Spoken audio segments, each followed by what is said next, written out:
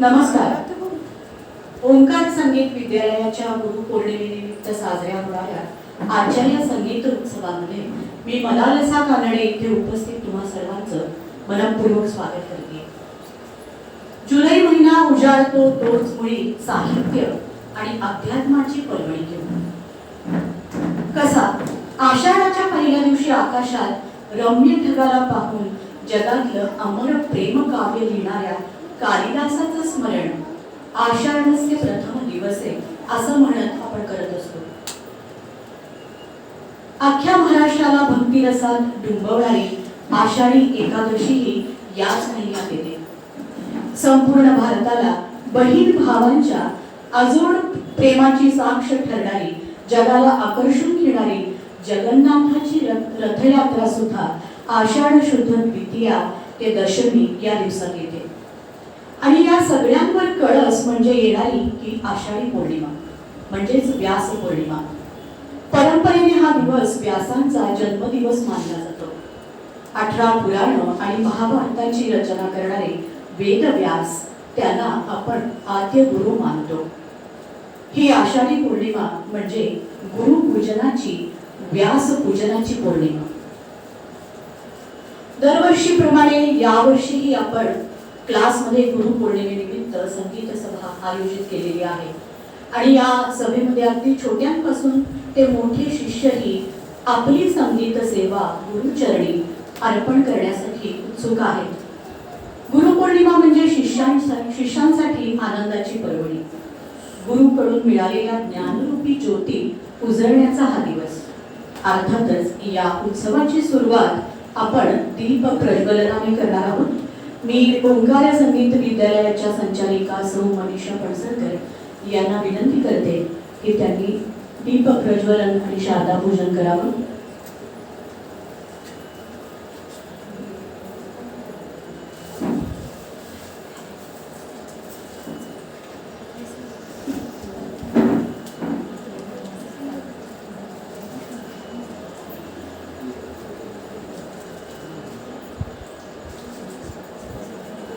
दीपज्योति परम ज्योति दीपज्योति जनार्दन दीपो हरतु मे पापम दीपज्योति नमोस्तुते. आत्मज्योति प्रदीप्ताय ब्रह्मज्योति नमोस्तुते. ब्रह्मज्योति प्रदीप्ताय गुरुज्योति नमोस्तुते.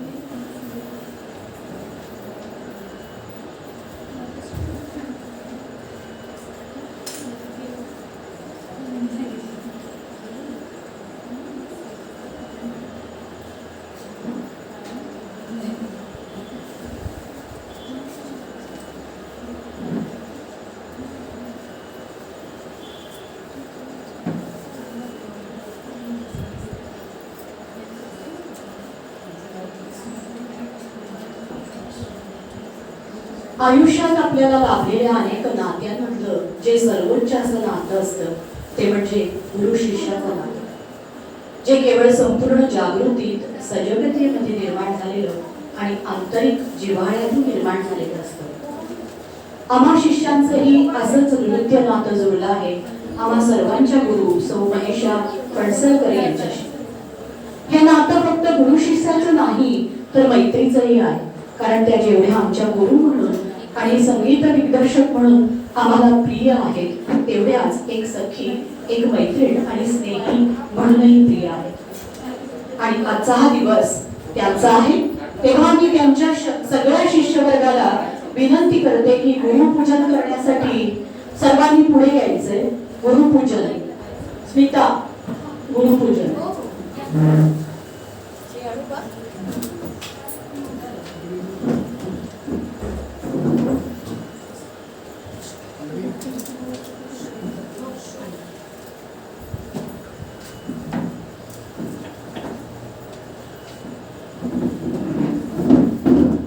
भारतीय संस्कृतीमध्ये गुरुला खूप अनन्यसाधारण महत्व आहेच.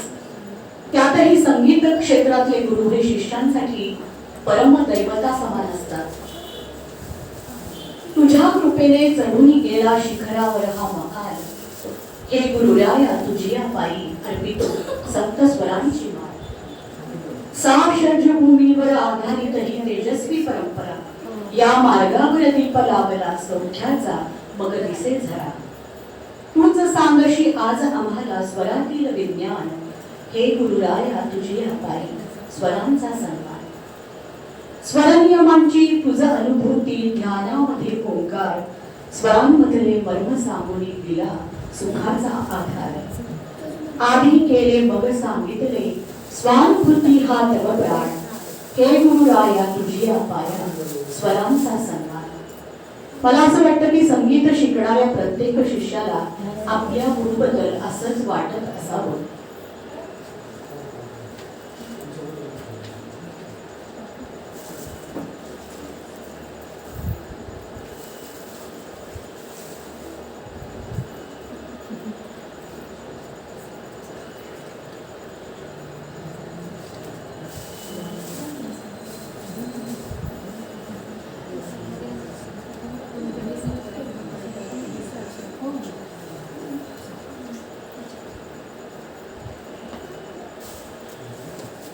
आता यानंतर आपल्या सगळ्या विद्यालयातल्या सगळ्या शिष्यांना तबल्याची साथ करणारा ओंकार फणसळकर याचा हे सत्कार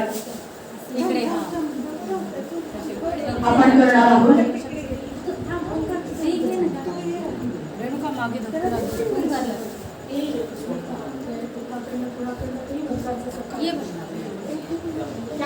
त्याच्याच विद्यार्थी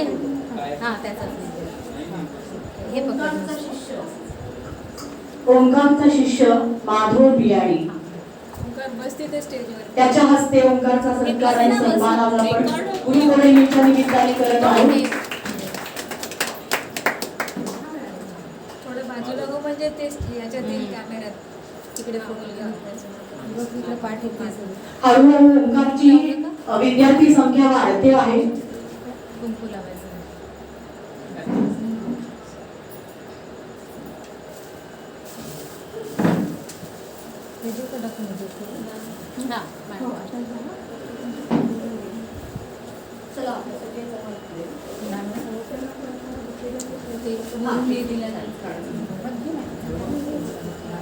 मॅडमच्या माजी विद्यार्थी सगळ्या इथे उपस्थित झालेल्या आज खूप दिवसांनी. बकुळ महाजन छान वाटलं मला. नाही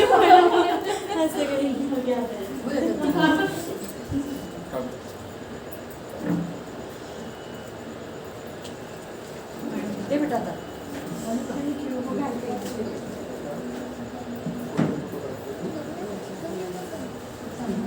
आता नमस्कार. फोटो घे इकडे. हा इकडे बघ.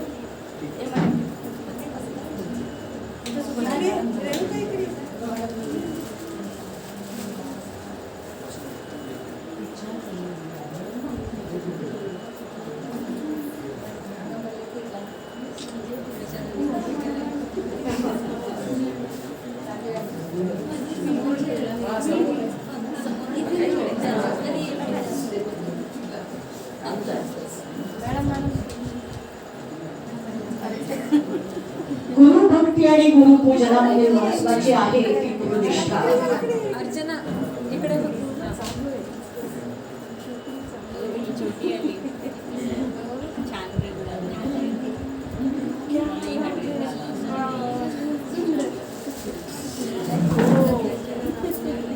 थँक्यू. मी आधी नाही घातली. छान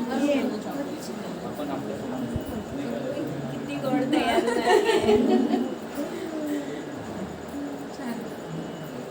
पाय हसते किती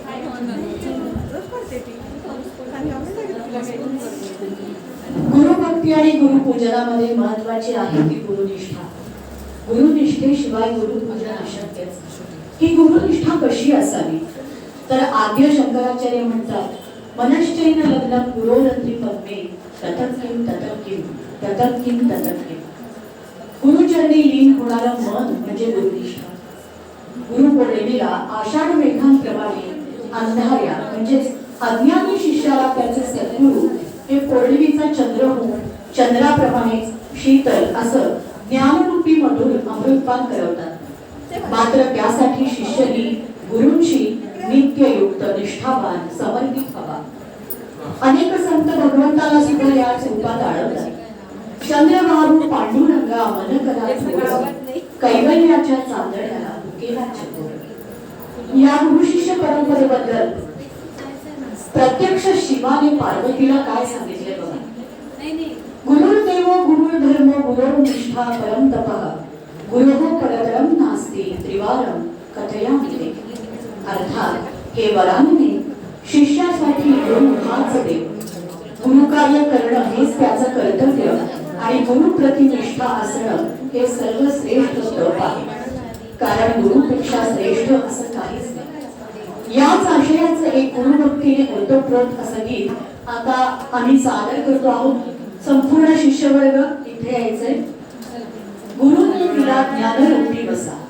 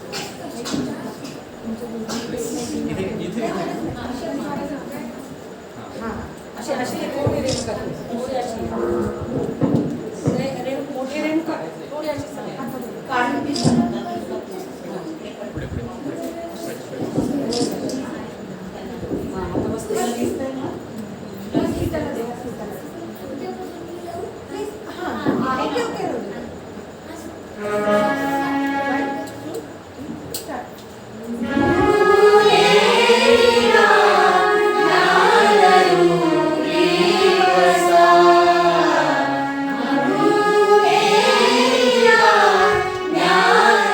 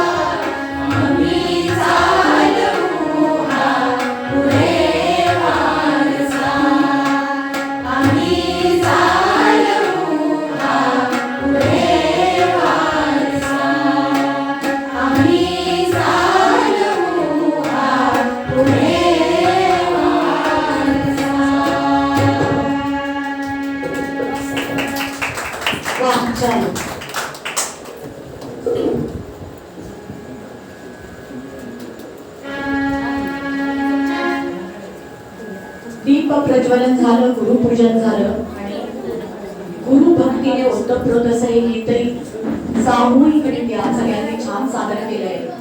आता खऱ्या अर्थाने आमच्या कार्यक्रमाला आणि शिष्यांच्या संगीत सेवेला आपण सुरुवात करणार आहोत आणि त्यामध्ये या क्लासमधली सगळ्यात छोटी शिष्या आरंभी देशमुख हिचं गुरुस्तवन आपण आरंभी ऐकणार आहोत.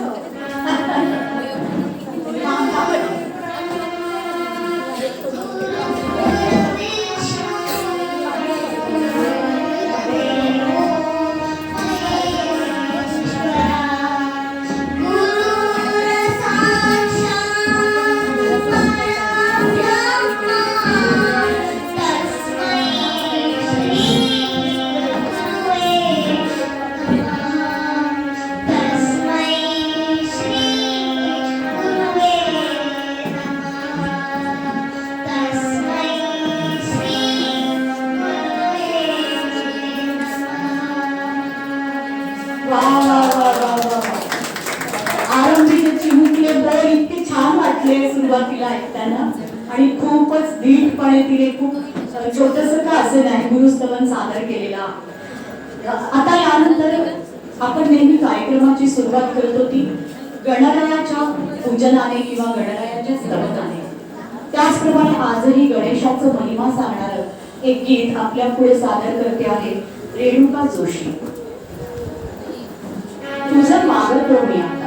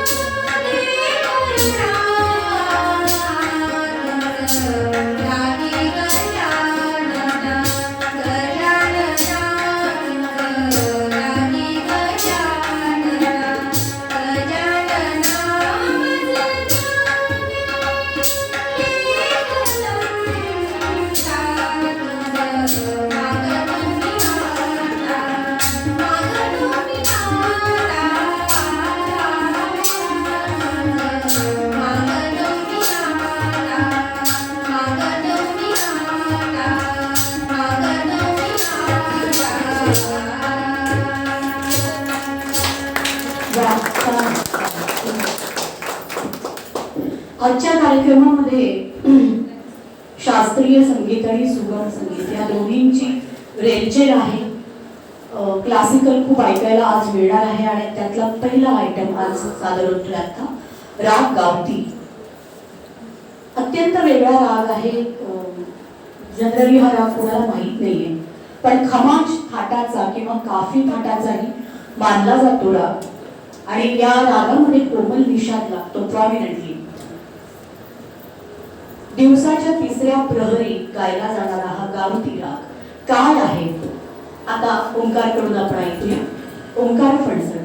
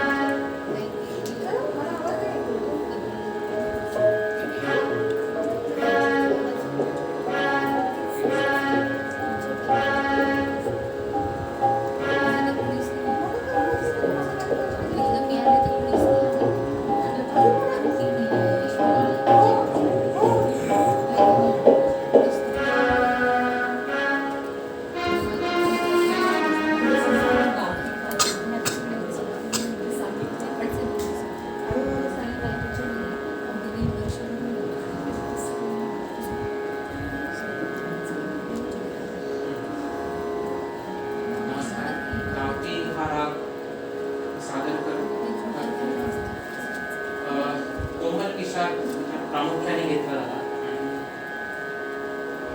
एक वेगळाच एक राग आहे.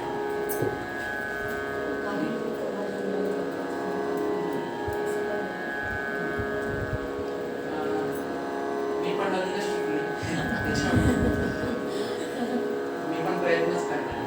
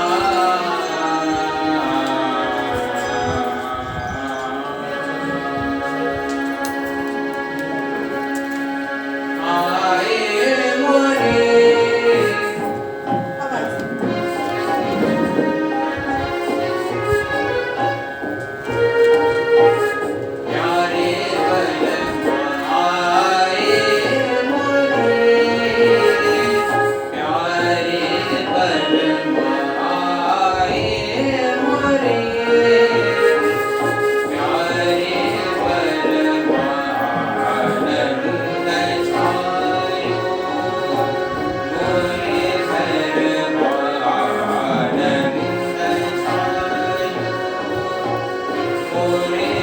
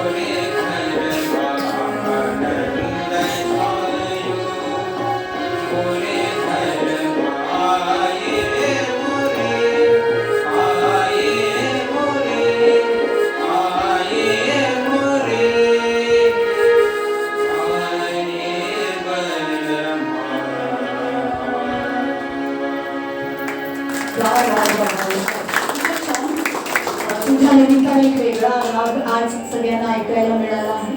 आणि कदाचित तुमच्यापैकी कुणाला माहिती असेल, शौनक अभिषेकींनी गायलेला एक दादरा या रागातला खूप प्रसिद्ध आहे, लगा सावन. खूप सुंदर तो दादरा आहे. आता यानंतर पुन्हा एक चिमुकली आपल्या समोर येते, प्रेषिता झालटे. शास्त्रीय संगीत शिकत असताना संपूर्ण शुद्ध स्वरांचा जो पहिला राग शिष्यांना किंवा विद्यार्थ्यांना शिकवला जातो तो म्हणजे भूप राग. आणि या भूप रागाचं सरगम गीत ती आपल्या पुढे आता सादर करते प्रेषिता झालटे.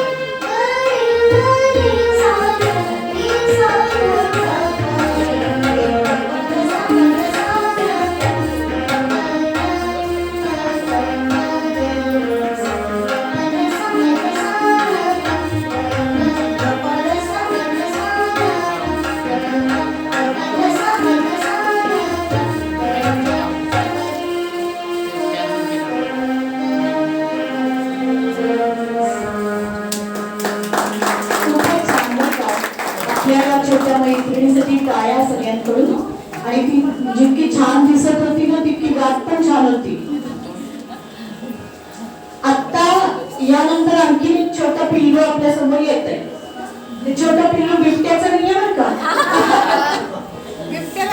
बिबट्याची दहशत खूप औरंगाबादमध्ये गेल्या 8 दिवसापासून आहे पसरलेली. राजस कुलकर्णी असं या छोट्या आपल्या मित्राचं नाव आहे. राग दुर्गा तो सादर करणार आहे आपल्यासोबत. हा सुद्धा एक बिलावल थाटाचा राग आणि कधीही गायला जाणारा राग आहे. भक्तिरस प्रधान असा हा राग आता हा छोटा आपला निवड सादर करतोय.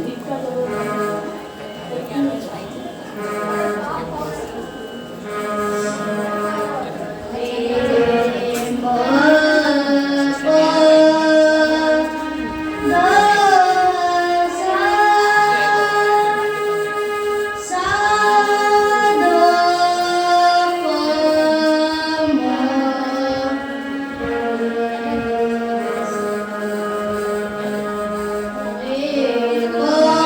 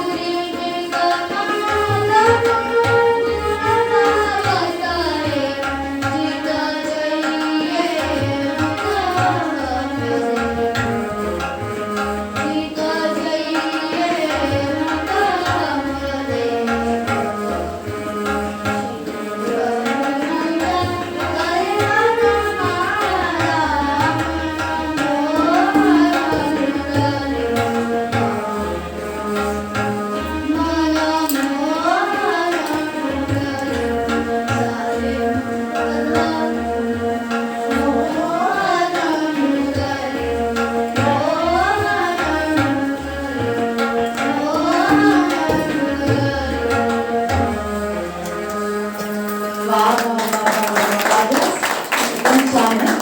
क्लासमधली सगळी छोटी मंडळी इतकी तयार होत आहेत हळूहळू आता. आणि त्यांचं हे जे वय आहे ना ते भीतीच्या पलीकडचं असतं. भीती आपल्याला वाटत असते मोठ्यांना सगळ्यांना.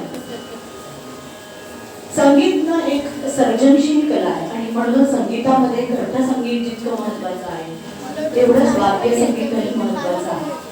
एखाद्या वाद्यातून आवाज काढून त्याला बोलकं करणं, त्या वाद्याशी तादात्म्य पावणं ही सुद्धा कलाच आहे. आता याचाच प्रत्यय आपण घेणार आहोत. सुमेध सदाव्रते. सुमेध त्याचं हार्मोनियम वादन तो सादर करतो.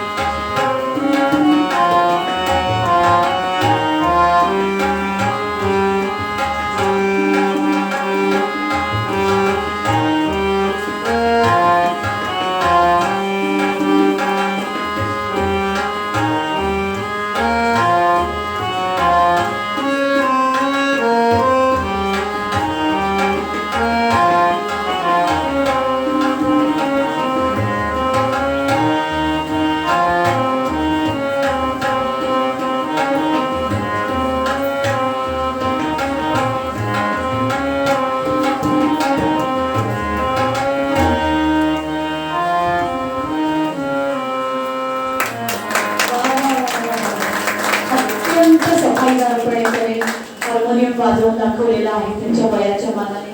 हात खूप छान आहे त्याचा. आता यानंतर पुन्हा एकदा आपण एक राग ऐकणार आहोत. राग बिहार. भारतीय शास्त्रीय संगीत हा एक अथांग महासागर आहे आणि अनेक राग रागिण्या आणि थाट हे त्यातले मौल्यवान रत्न आहेत. विशिष्ट गुण असलेले वेगवेगळे हे राग आपण जेव्हा ऐकतो तेव्हा त्यातली वैशिष्ट्यपूर्णता आणि विविधता आपल्याला मोहून घेते आणि प्रत्येक राग आपल्याला आपल्या जवळचा वाटायला लागतो. राग विभाग हा त्यापैकीच एक आणि बलाढ्य रागांपैकी मानला गेलेला रागसंगीतामधला. 2 मध्यम आणि बाकी सगळे स्वर शुद्ध. रेणुका कुलकर्णी आपल्या समोर आलेली आहे. राग विभाग.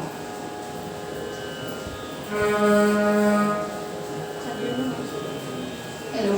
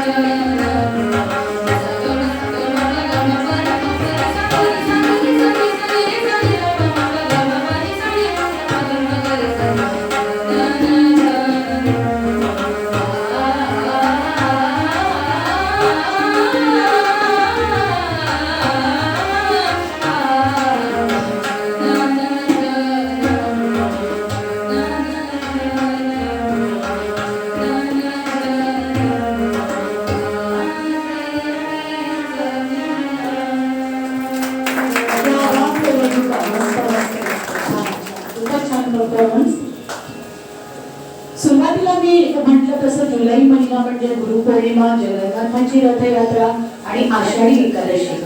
आणि आषाढी म्हटलं की पंढरीचा विठोबा आणि वारकरी. पंढरपूर हे वारकऱ्यांसाठी मोक्षपीठ. विठ्ठल अवघा भांडवल, विठ्ठल बोला विठ्ठल, विठ्ठल सुखा विठ्ठल दुखा, तुकया मुखा विठ्ठल. भक्तांच्या मुखात असा सतत विठ्ठलाचा नामजप म्हणजे वारी. आणि याच वारीचं वर्णन करणारा अभंग खेळ मांडियेला. आता आपण ऐकूया अर्चना खेडगीकर या सादर करतायत.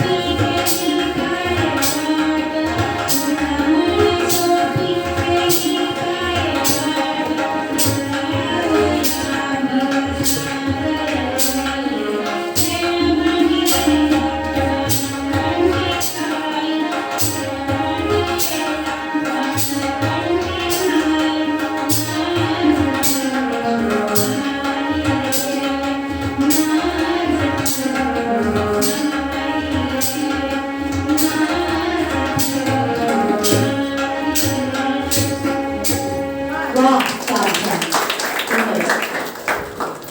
मगाशी आपण हार्मोनियम ऐकलं, आता तबला वादन ऐकणार आहोत आणि तबला वादन सादर करणारे हे जे तिघही विद्यार्थी आहेत, तेजस, अथर्व आणि माधव, हे ओंकारचे विद्यार्थी आहेत.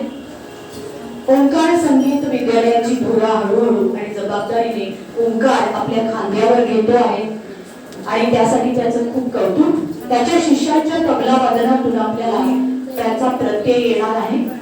माधव बियाणी, तेजस देशमुख आणि अथर्व देशमुख.